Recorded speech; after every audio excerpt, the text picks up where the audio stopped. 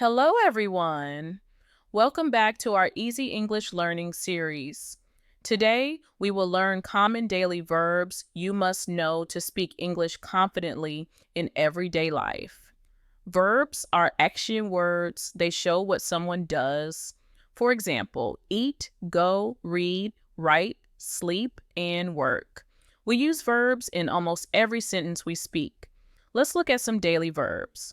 Wake up, eat, drink, go, work, read, write, talk, walk, play, sleep, study.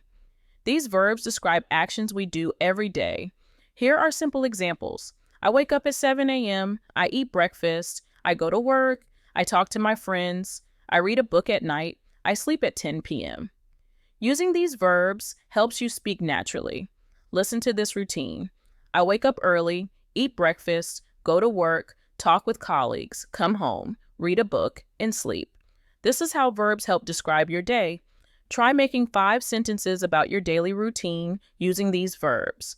Practice speaking daily to improve faster.